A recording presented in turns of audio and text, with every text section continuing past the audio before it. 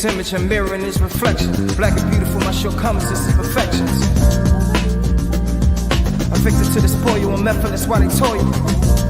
On the clouds, I'm in crave. Homage to my people who fight to be equal.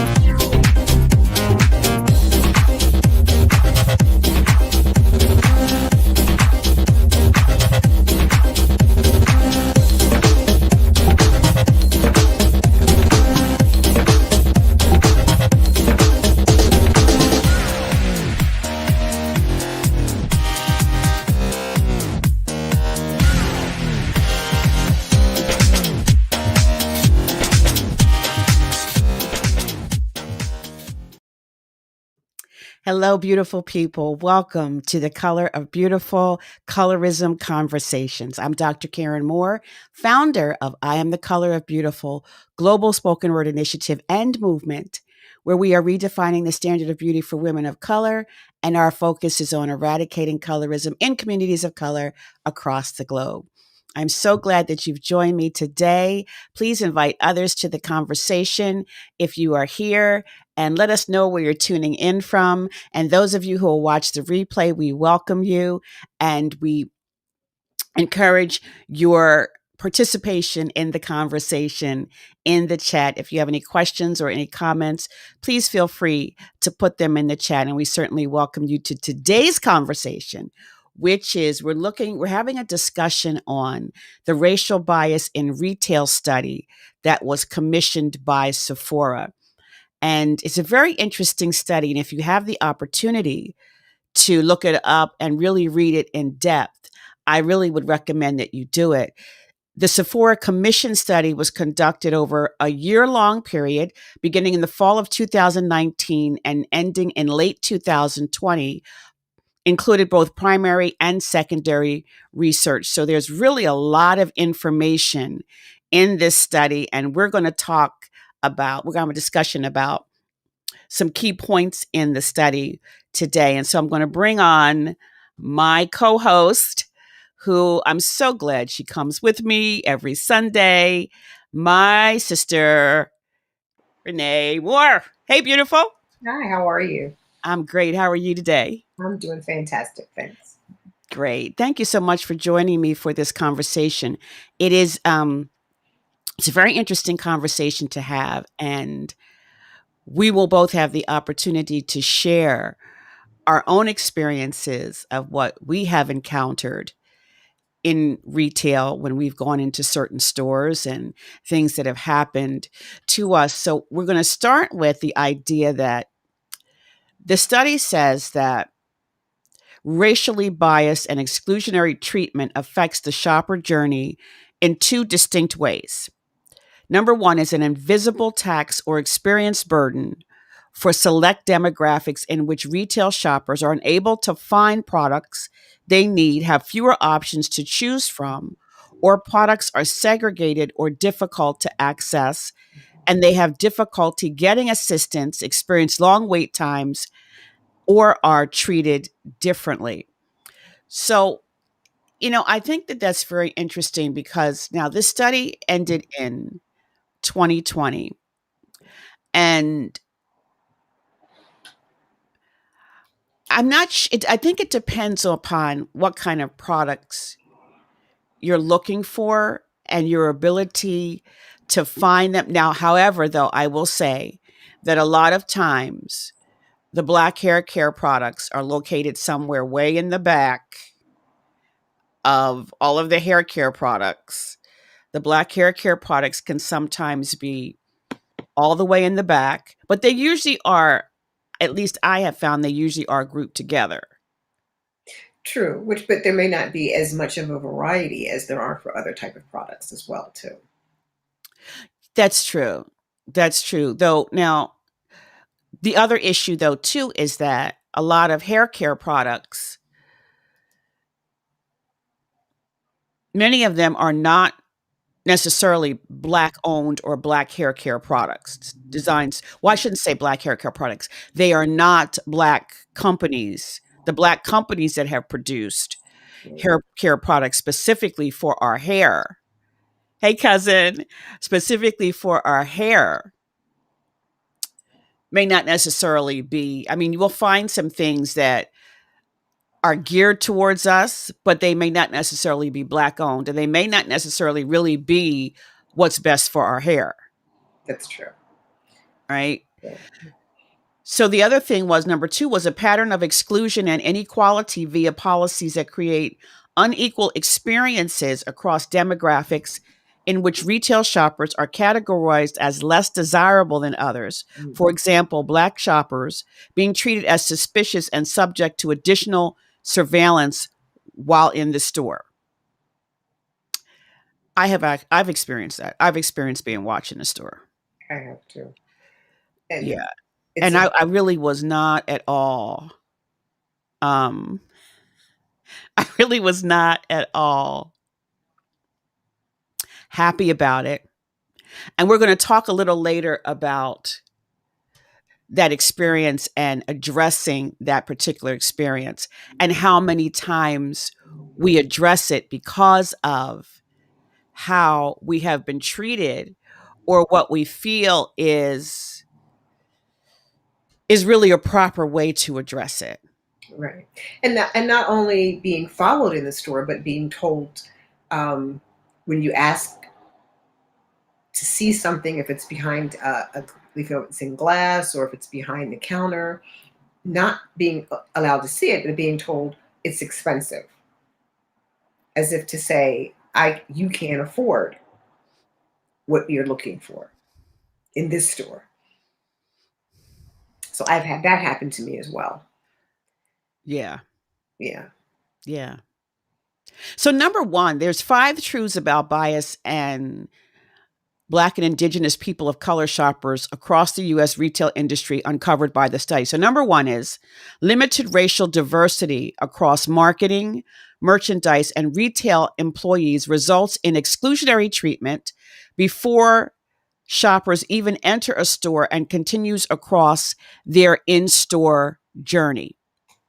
So if you don't see yourself in the advertising and you're not seeing yourself in the merchandising that is in store, already you start off kind of not expecting to have really a great experience because you haven't even seen yourself in relation to that product in the marketing and the advertising and in the merchandising. Right. So you're already starting off as, well, this is not really going to be a great experience for me. So 3 in 4 retail shoppers, 74%, feel that marketing fails to showcase a diverse range of skin tones, body types, and hair textures. This is true across all categories, but especially for department stores, 72%, beauty, 70%, apparel, 68%, and mass merchants, 67%.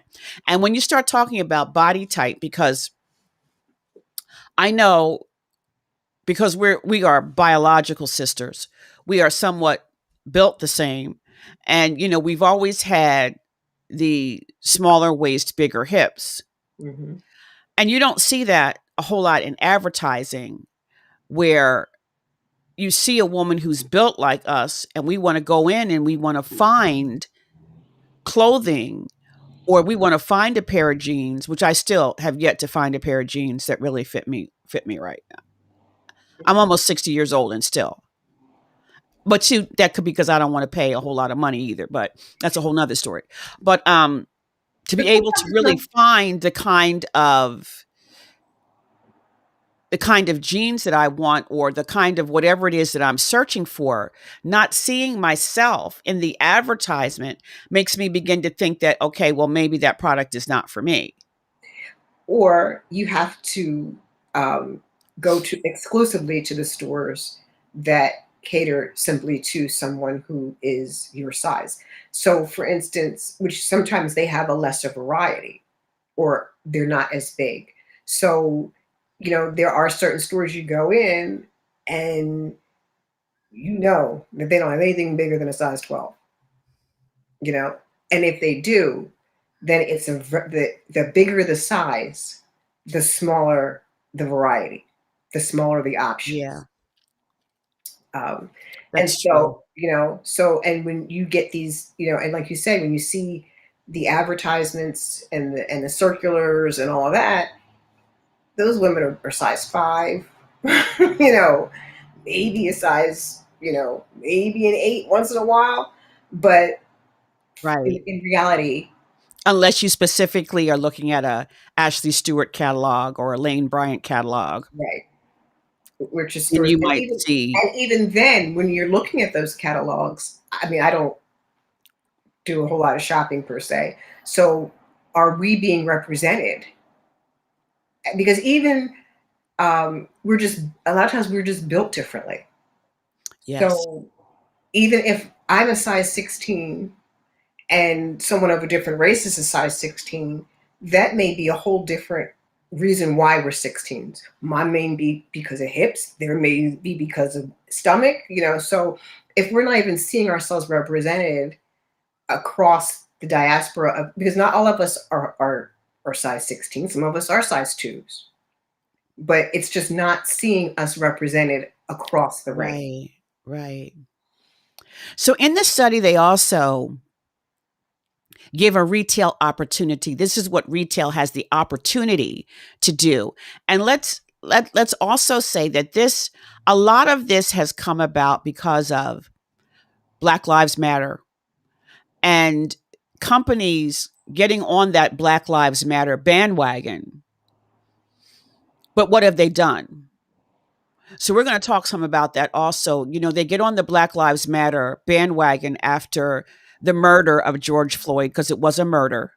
After the murder of George Floyd, they got on the Black Lives Matter bandwagon to say Black Lives Matter to us, and all of these other things they said. But have they really stepped up Mm. to really make changes in the retail experience? Because to say it just to continue to get us to spend our dollars Mhm. is one thing, but actually putting things into place to make sure that you do really care about your Black customers is Mhm. another thing. That's true. Because, they said in that study that 53% of Blacks had higher rates of, felt they experienced higher rates of unfair treatment and bias that was based on their race or skin color, as compared to 24% of whites. So Right. almost half of, and I think it was 36% of Latinx and 35% of Asians. So you've got this high number of people of color who are just experiencing these um, poor encounters Right. based solely on race and uh, skin color. So, and 40% um, experienced unfair treatment personally. So it's just, what, like you say, what are they doing? You've said you want to do something. Mhm. So what is it that you're going to do? You've changed your, you've put out these ideas that we're going to, do 40, we're going to have 15% of this and 20% of that, and we're going to, Right. have Right. diversity training and all that stuff. But that was at the height of it. we Exactly. we need to ensure that you are doing what you said you're going to do and sticking with it. Right. Exactly. And so this person says, you have to allow Restream to let us see your name. But this Facebook user said it was a way for them to get eyes on their business. That's it. Yeah. And that's what it was for a lot of them. Yeah. It was a way, okay, we're going to get on the Black Lives Matter bandwagon because, you know, we're going to let everybody know that we care about Black lives. But then what did you do? But do you The care if it's regional opportunity for this first one is that focus on representation and diversity across marketing and product that addresses the unique needs of all racial group, as these are some of the biggest visual cues for shoppers that signal diversity and inclusion. And that's a really big thing. If we don't see ourselves, then, as far as we're concerned, you haven't acknowledged us.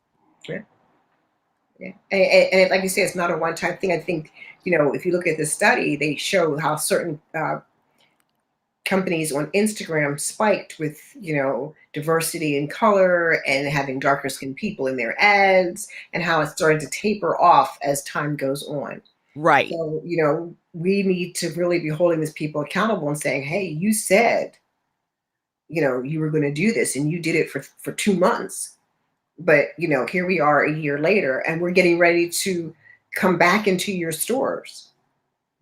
We may still be shopping with you online. Can we trust that you really was it about our lives mattering or our dollars mattering? And it is about our dollars matter. It really is. And we've got to be willing to say, okay, you haven't done what you said you were going to do. You have not really changed. I'm still not seeing myself in your marketing. So I'm not going to buy your product until you do it. Because again, and I constantly say this, that if we could truly understand our $4.2 trillion spending power that we have as a people, $4.2 trillion. If we could really understand that and begin to hold back our dollars on some of these things, that's the only way we're going to see change. That's true. They're not doing it because they care about Black people. They're not doing it for that. I shouldn't say that. I shouldn't say that across the board. I don't want to make that blanket statement across the board, but I think the reality is that we've got to be willing to say, we don't see you making these changes, so we're going to start holding back our dollars. Yeah. And that's the thing. And when they, I think you had a marketing person on who was talking about that. When you do see them doing good, you do see them making the changes that they say, let them know we see you, we appreciate you, we support you, and we thank you for making those changes that you need to make. And those who aren't, hold their feet to the fire. Exactly. And even, the other thing is, which is a whole nother conversation, but I just want to put out there too that a lot of times the marketing to the demographic is not marketing to women who are in their 50s and 60s and 70s. The only thing we get marketing for is AARP and Medicare. We don't see a whole lot of marketing with our segment of the population. Everything is young girls. You see a lot of young people, a lot of millennials, and whichever the other generation is, but you don't see a whole lot of marketing towards women who are, okay, Baby, we'll use the term mature if that's what we need to say. baby boomers. Yes. Thank you. Baby boomers. We don't see a whole lot of marketing for baby boomers that is really geared towards, getting us to be part of the marketing equation. We don't see a whole lot of it, like I say, unless it's Medicare or AARP. Or drugs of some kind. Yeah. Yeah. Right, because you're hurting. Right. Sure. We those are the commercials that we get. We don't get the commercials about, But I don't think that in general advertising, I think that most people feel that the majority of the spending is going to come from a younger group of people. So that's who they target. But I don't think that's true. Well, I mean, you may, well, I don't know, because you may be spending the money on your child. So if you can get that child to say, this is what I want, Yeah, but who's spending the money? it doesn't matter But the because millennials have their own money. I'm not spending money on millennials. I'm still spending money on me, but you're not really including me in your marketing as to, I like to buy shoes, I like to buy clothes, I like to buy makeup, but you're not including me in any of that advertising and marketing. that's true. That's Because very we still are alive.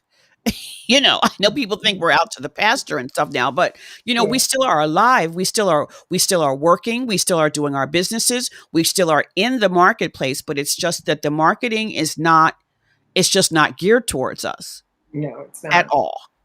But I guess you have to tackle one problem at a time. It's kind of like, can we be diverse first? Yeah, And but your diversity needs to include diversity needs to include. age, That's true. right? Okay, so number 2, US Black, Indigenous, people of color shoppers feel in-store interactions are driven by their skin color and ethnicity. Yet, this was Mm, very interesting to me. this is Retail employees cite behavioral attributes rather than appearance as the basis for their interactions.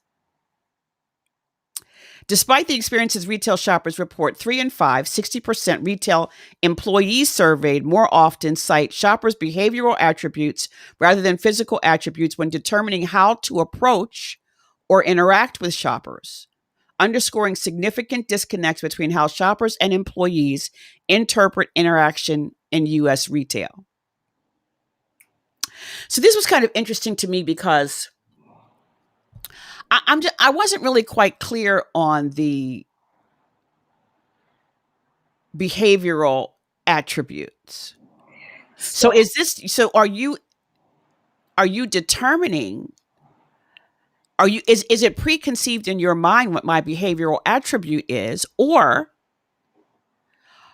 are you saying that based on how I'm actually behaving comes as an issue when a retail employee is connecting with me as a customer?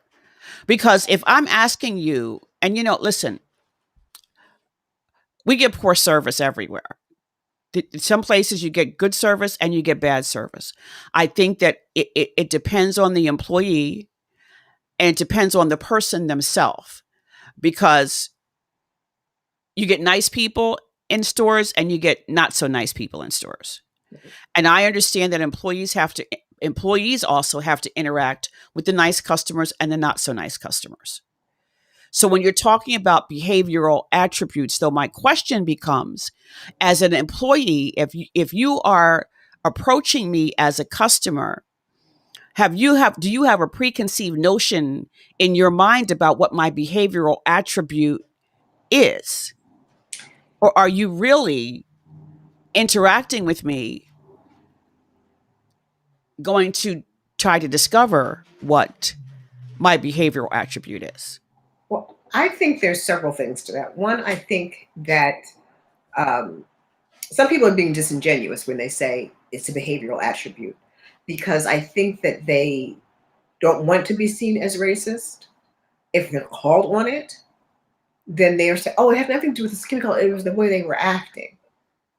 So I think some people are being truly disingenuous when they say it had nothing to do with the person's race or skin tone. The second thing is, I think that some people don't even cognitively recognize that that played a role in their decision. Mm. Um, because, I mean, so what kind of behavior is it that makes me appear to be a problem? Because I'm walking around the store looking at different items? Is that suspicious activity?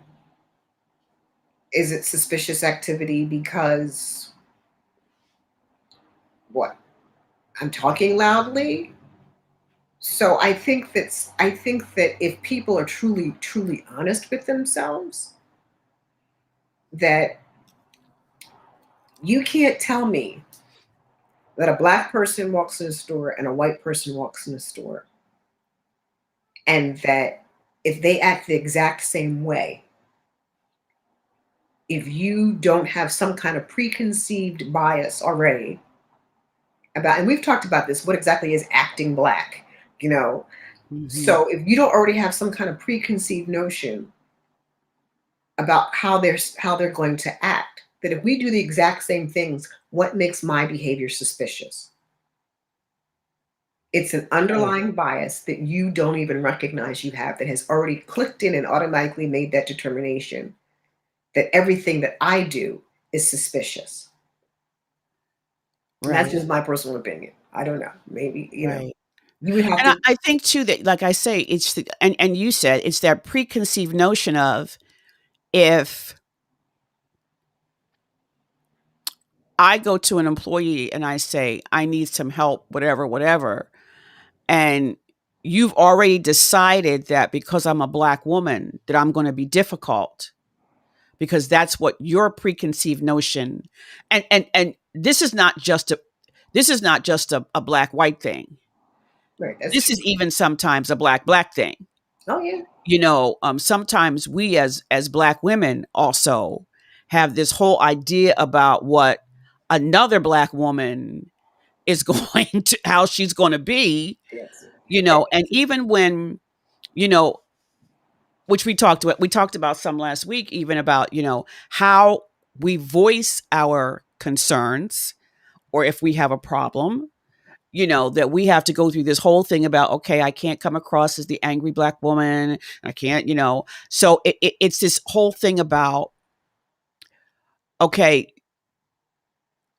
when you see me, and before I've even opened your mouth, what is your idea of how I'm going to be? And this is why we have to have conversations.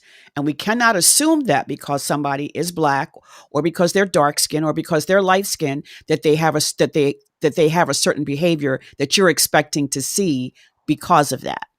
And not only that, I think we talked about too is I shouldn't feel that I have to go dressed practically in my Sunday best to go shopping so that I can be treated somewhat decently. Right. If I'm out and I have on my sweats and my sneakers, and I should be able to go in a store and not be seen as suspicious, not be seen as not having enough money to be in here. Right. I Right. shouldn't have to go in a store. I should be able to take my oversized person and not be made to feel like, oh, I can't take this in the store because people are going to think I'm stealing, you know, or Yeah. you know, there have been times when I've purchased an item in a store and I got to the checkout and I realized, oh, I need to go get so and so. So now my dilemma is, do I go back in the store with this bag, No. or do I go back to the car? You go to the And, car. and I shouldn't have to go through all that. Yeah. Well. But that's the kind of things that we have to deal with. Am I going Yes. to be looked at differently than somebody else who walks in here with a shopping bag I don't even take bags from another store in a store if I can No. avoid it. Mm-mm. Even in my pocketbook, if I have bought something that fits in my pocketbook, like if I buy a lipstick or something and I'm getting ready to go into another store, I leave it in the car. Yeah. I do not take, I do not, what's in my pocketbook, I don't have anything in my pocketbook that's new or looks like it could even be new, Yeah. because just in case, I don't want to have any problems. So someone asked, do you think it matters on what is going on with an individual personally, either the customer or the employee? I think it probably does. It I does. think that a lot of times we, as Black people or people of color, can be very super sensitive to things. And I shouldn't say that. I shouldn't say super sensitive, but we are more likely to be offended by something that may have been somewhat based on that other person's previous experiences. Right. And And so, I have said this many, many times, that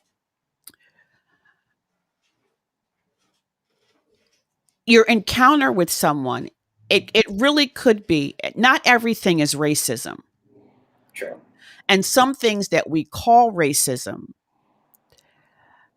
you know, I mean, if somebody comes off to me negatively, if it's someone who is of another race, or, I've said it, if a light-skinned woman comes off to me a certain way, it does not mean she's coming off to me because I'm darker skinned. Deeply melanated is my term now. It's not that she's doing that because I'm deeply melanated. She might be just having a tough day. Sure. She might just be having a day. And it's not that she, intentionally did that because I'm I'm a different shade than she is. Or if a white person speaks to me and says, now, if you use the N-word with me, you're racist. Yeah. But I'm saying if you have not connected with me in a way that I thought was endearing, or however you want to put it, it does not necessarily mean that you are racist. It could be that you're having a difficult day. And we have to be many times, we have to exercise some grace and some mercy with people. Now, if the behavior is a continual thing, and every time I connect with you, we have a problem, then that's a whole nother discussion. Yeah. But sometimes people are just having difficult days, and we need to be compassionate and understand that it might just be a difficult day. Now, on the other side of that, though, and this is more easily said than done, you're not supposed to carry that into your workplace. It's true. Now, like I say, again, that's more easily said than done, because, if some people have had to go to work under extreme circumstances, some people don't get to take 3 or 4 days off because they've lost a loved one. Mm. And if you're trying not to lose a job and you've lost a loved one, and you have to show up that next day, because sometimes it takes more than 3 or 4 days to recuperate from a loss. That's true. But you got to go back to work. That is, it's easier said than done not to carry that with you. So we need to exercise some grace and some mercy a lot of times, because you don't know what someone is going through or what their experience has been. We talk about the working homeless. Mm. Okay. We talk about the working homeless. Some people not sure where they're going to sleep tonight, but they're at work. Don't know where they're going to sleep tonight. That's true. But at the same time, That's true too. when you're and a lot, let me change that. So then too, there are those people who don't normally, for some reason, have never really had come in contact with other people from other races. And all they know is what they see on television, in the media, Yeah. And it's not always a positive portrayal. That's true.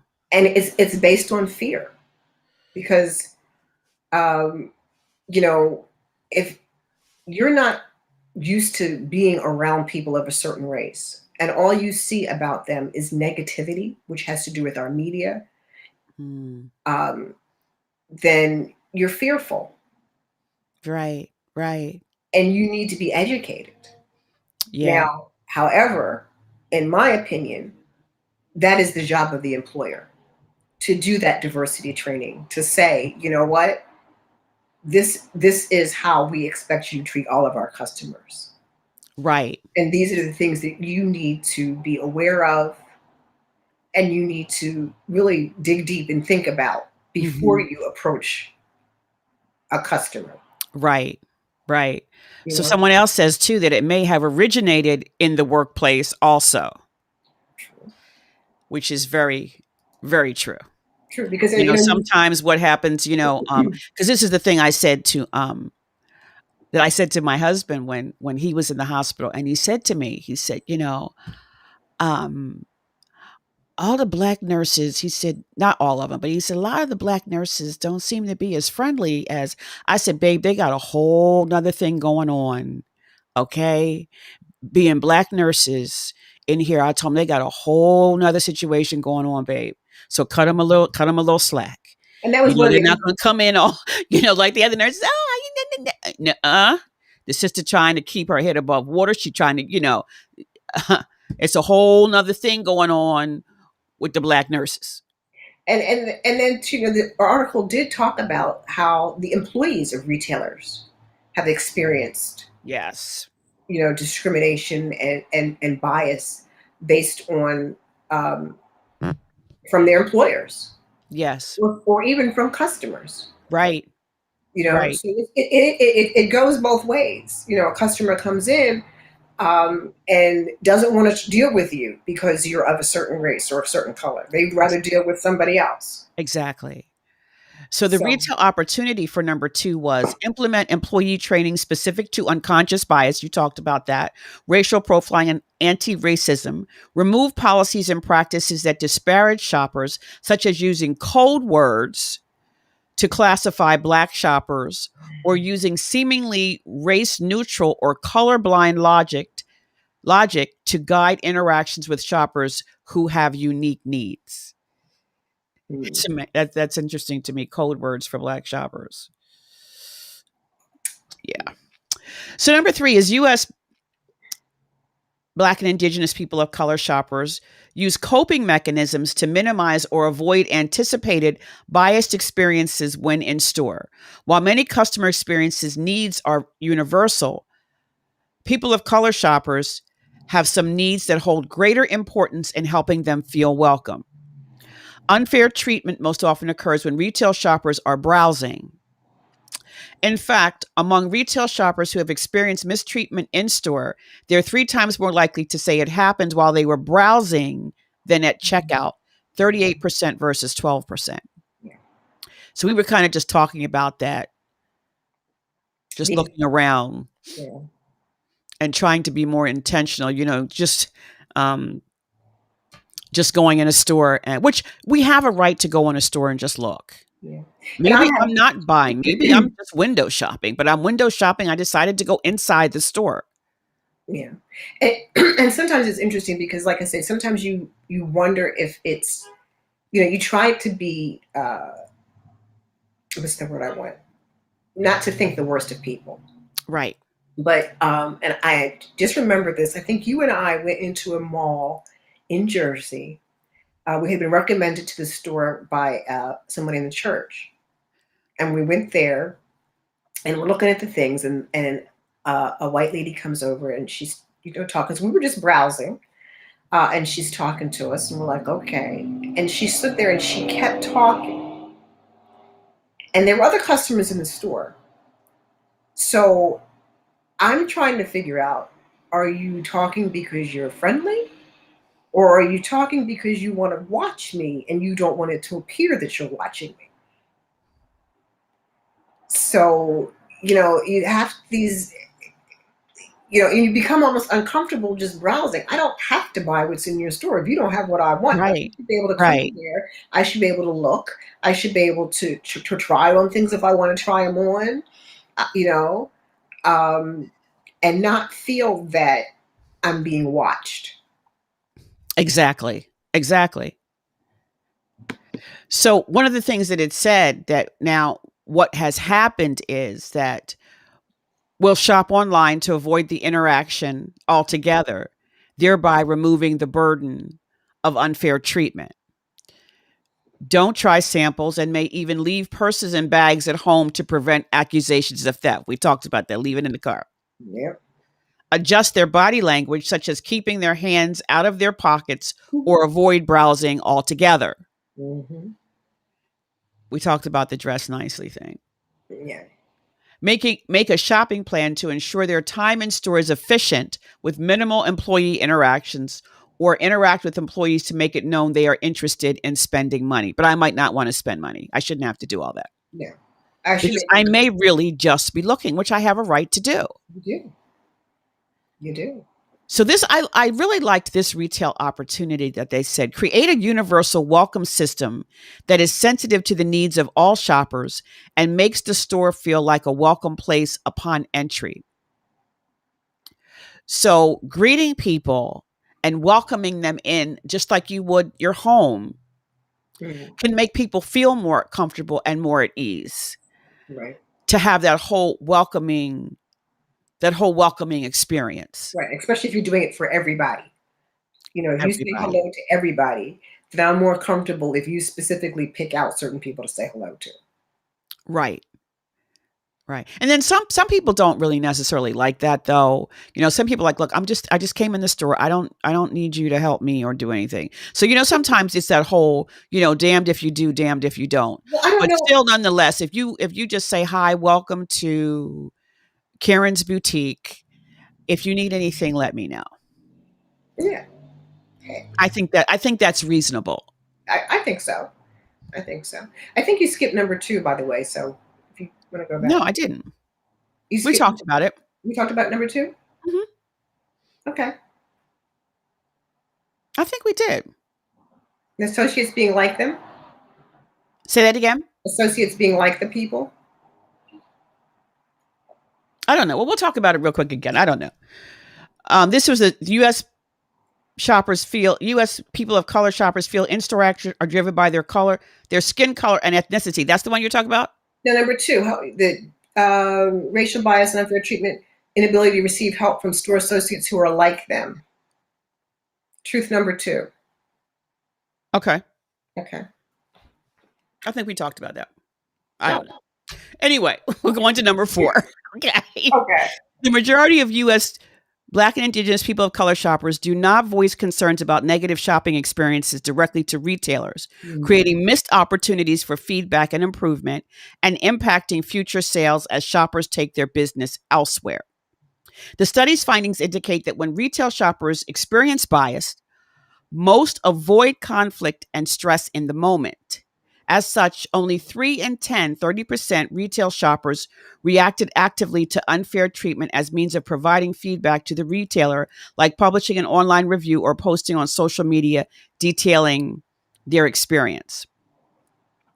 So, most of the time, I go right for it right there. That's just me. Now, there have been times where I have waited until I got home because my experience in certain stores, we will not name names, was that when I asked to see the store manager was never available. Excuse me. So I knew that if I go home, if I go home and call, I'm more likely to get the store manager. Mm. So I can say that I have called store managers before. It was a department store, and I was made to wait. The service people were chit chatting, and it was a behind what I wanted was behind a counter, and they were just chit chatting, and um, a white woman walked up, and they were immediately willing to help her, and she even said she was here first. And I said, the lady came over, and she kind of had an attitude, and I said, "Oh, I'm sorry, what's your name?" And she told me her name. I said, "Okay, thank you. I'll be calling your manager because I've been standing here for 10 minutes waiting for you to acknowledge me, and I don't appreciate it." So I not only addressed it with them, I then went home and called management.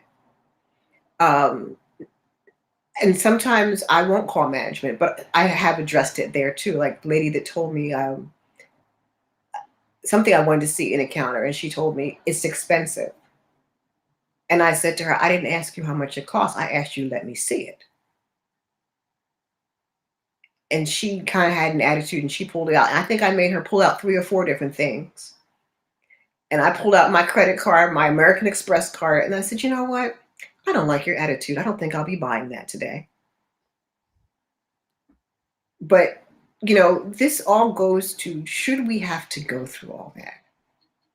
Because in the end, those things start to, it's just a stressful experience that just adds to the layers and layers and layers of microaggressions and aggravations that we have to deal with. But I think that we still have to address it.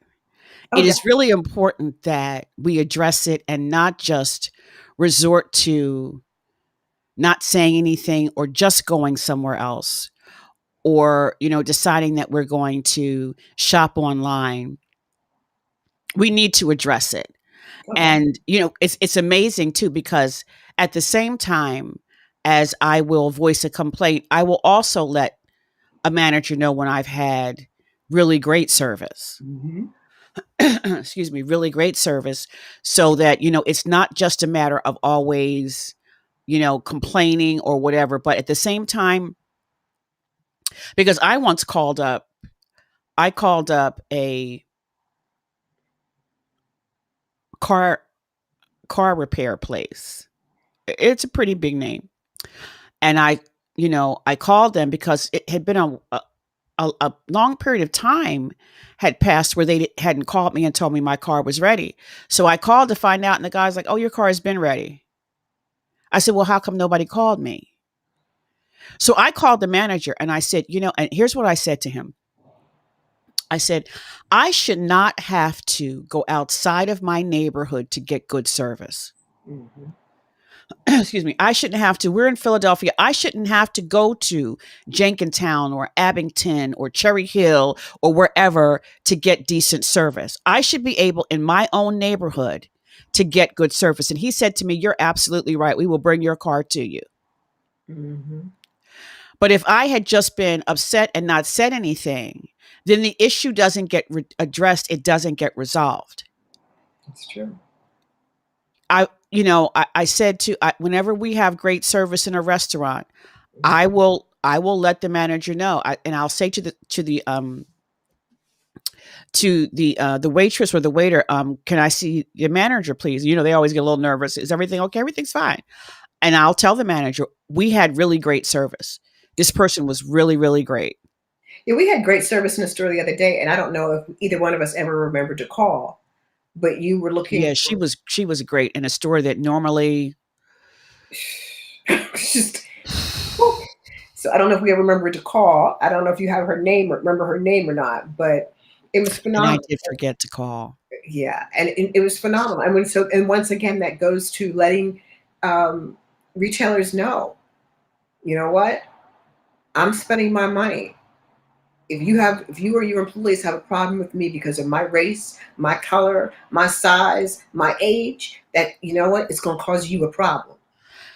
I remember my husband and I went to Fridays, TGI Fridays, and we were going for dinner. We went dinner. It was later or whatever. We were going just to grab something. So we go in, and the gentleman says to us, "Hi, how are you? How many?" We said two. He says, "Okay, you can go sit over there." I was like, "Okay." So when we got to the table, I said to the waiter, I said, "Can we see the manager, please?" So he said, "Sure." So the manager comes over and he says, "How can I help you?" I said, "When we came in, the guy told us we could go sit over here." I said, "When did you stop seating people?" I was like, "When did you stop taking people to?" And he said, on weeknights after a certain time, because it's slower, we don't seat people. I said, "Oh, okay," because the guy was like, "Go sit. You can go sit over there." I'm thinking, And so what? I think that's a great example because sometimes it's, you could have taken that as, oh, so you don't want to seat the black people. you know, It wasn't even so much. I just was. I'm just saying. So I was like, sometimes but opening, but but I did check out and see how he did the rest of the people that came through that door. I was watching. and so see You what I'm can believe saying. it because I'm like, you can go sit over there. What? And so sometimes opening up a dialogue can make you get a better perspective Right. on Which is what's going on. exactly, which is why I said, "Can I see the manager?" Because I'm like, when did you stop seating people Which when in, they come into a restaurant? which in comparison, I don't know if you remember, we were at a restaurant in Virginia Beach, and we had this great male waiter. I mean, he was just fantastic. And I asked where the ladies' room is, and he said, "I'll take you." And I'm like, that's really not necessary. He's like, "No, we're not allowed to just point things out to people. We have to." I said, "Oh, okay." Right, because that whole pointing thing is a whole nother. It's a whole nother thing with body language that people don't understand. Oh, it's over there. and it's so funny because that was the first time I had ever been escorted to the bathroom in a restaurant. I was just like, Right. okay. That's customer service over there. Yeah, but he was like, I can't just point it out to you. I have to take you over there. Okay. So Yeah, really, which is that's really premium customer service. I yeah, can't just point it out to you. I have to show you show you where it is. where it is. And once in a while, you'll get somebody, even in the market, once in a while, you'll get somebody that will actually take you to the aisle where it is. Yes, yeah, Instead of just, it's over there on aisle 4 somewhere. yeah. Okay, thanks a lot. So the retail opportunity for this is create an accurate and accountable tracking system for negative shopping experiences for shoppers with an opportunity for employee inputs. Mm, Provide quick and easy ways for shoppers to provide feedback in real time. This one is really great. Cultivate an exit experience instead of only the greeting upon entrance to ensure that shoppers have an opportunity to discuss their experience in the moment. mm. That is a really, really, really great idea. Now, of course, that means you got to either shift employees around or pay somebody else, but it's a fabulous idea for retail to do that. Well, How was your experience while you were here well, today? and actually, I think some retailers are doing that. Some markets, at least, I don't know about department stores, are doing that when you check out. Did you find everything that you were looking for? You know, Yeah, so that kind of is asking you, and now that's right. they're not saying, did you have a good experience here, but at least they're asking you, did you find everything that you were looking for? Is there something else we can do for you? So that does kind of, it's being something that's being done across the board. So it doesn't matter who it is that's at the checkout counter, whether you're a person of color or you're not. It's a question that's being asked of everybody, Right. so that everybody gets the chance to say, you know, this was good, or I had problems here, and somewhere to voice that concern and hopefully have it addressed in the moment, like you say, in the moment when everybody's memories are fresh and everybody is Right. there, and it can really be talked out. Right. Right. So the last one, number 5, meaningful and long-term action is most important to US shoppers and retail employees who want to see the company's words supported by consequential action. They Mhm. expect retailers to show their commitment to change through new programs, training, and tools designed to address these pervasive issues. For example, 1 in 2, 49% retail shoppers say they only want to see diversity in marketing if the retailer is genuinely committed to serving diverse shoppers. Okay. So don't just throw my black face up in there just to throw my black face up in there. But when I go in your store, I have a whole different experience, because if you advertise showing me that says you're welcoming me, and then if I go in your store and I'm not welcoming your store, then you've perpetrated a fraud, essentially. Right. And And don't if you and I say you're going to do it, if you say that I'm important to you, then actions speak louder than words. That's it. We all know that. Actions speak louder than words. So if you say that I'm important to you, as that my black life matters, then that's what I expect to see when I come into your store or when I shop your brand. Right. Right. That's what I look for.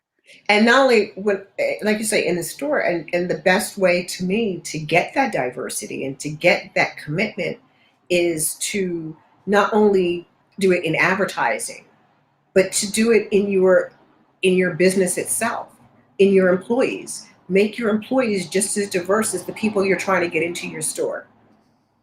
You Right. know, and that's from the lowest level to the highest level to the board. The boardroom needs to be just as diverse That's right.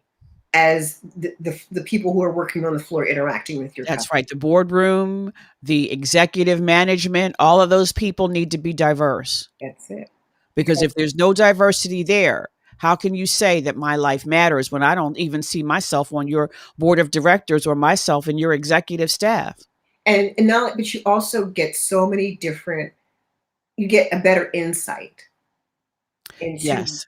how things are perceived, because every culture sees things differently.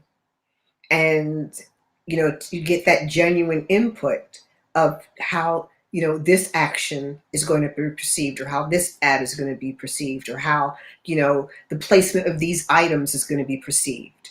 They Right. put input into, okay, well, you might want to stop segregating our stuff over in this little corner here, or you might want to expand this, or you might want to hire some more people so that when I come in the store, I feel that you know it, it it's not that the people there's only a couple stores where I personally feel I really need to see somebody. I would prefer to see somebody of my race, and that's when I'm buying makeup and when I'm buying hair products, Right. because I think it's very difficult for other people to understand matching our skin tone. I mean, unless you've been trained in it.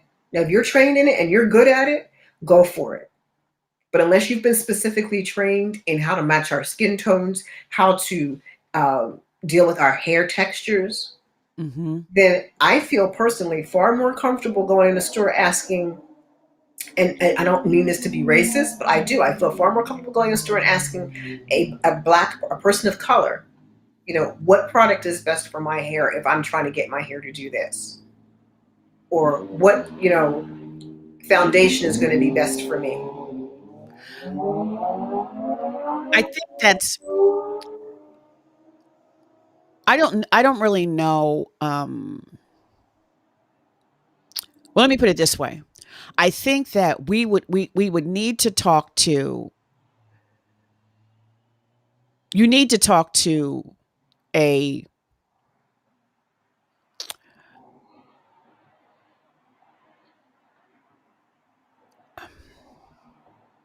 I don't know that people necessarily who work in a store are necessarily going to know what's really the best product for your hair unless it is specifically a hair store. Right, that's what I'm talking about. I should specify. So, you're not going to go in Walmart Yeah. and ask the person in Walmart what's the best product for my Yeah, hair. because they're not going to know. But I'm talking about if I go into a hair store, or if at a makeup kind of, like I And said, hopefully in the hair store, they're really knowledgeable about the products because I think too, a lot of times when you start talking about hair, you need to talk to a hair. I don't know if they still call them hairdressers, but you know what I'm saying. You need to talk to somebody who does hair. right. If you're, unless you're going into a store that you really know they're knowledgeable about their products, which typically I would think if it's specifically a hair store, I think that they would pretty much be knowledgeable about the products. And Mhm. that you can go in and you can say, okay, my hair is dry, my hair is curly, my hair is this, my hair is that. What's the best product for me? I think that, yes, if you're going into a black hair care store, few and far between, but if you go into a black hair care store, they probably, yes, will be able to help you. But if you're not going into a black hair care store and you're just going into a store, unless they have somebody black in there who is knowledgeable about the products, you should probably be checking with a hair specialist. That's true. You But know, but even with the makeup, like I say, oh, and that's a whole nother story. I'm not putting anybody down. If you've been trained and and you have worked with people of color, and you understand that some people have red undertones and some people have yellow undertones, and you know, hey, go for it. But if you haven't, then it's and it's just a comfort level that you have, Yeah, that's true. you know. And I should It's be true. able to feel that same comfort level in purchasing the item that someone who's non not a person of color, who's white, feels in purchasing their items. Right. So you do have to have that diversity and we have to be really making sure that these companies that said that Black Lives Matter and they came with the Blackout Tuesday and all of that and they came and they said Black Lives Matter and people that black people's money matters, that they really need to be stepping up and continuing to make sure that our retail journey is comparable with other races' retail journey. And some of them have even made diversity pledges, to Right. diversify by a certain amount by a certain time. So we need to be holding them accountable, trying to find Exactly. out, how are you in meeting that? Because a lot of times people make promises um, in the moment. Yeah. They get caught up in an atmosphere.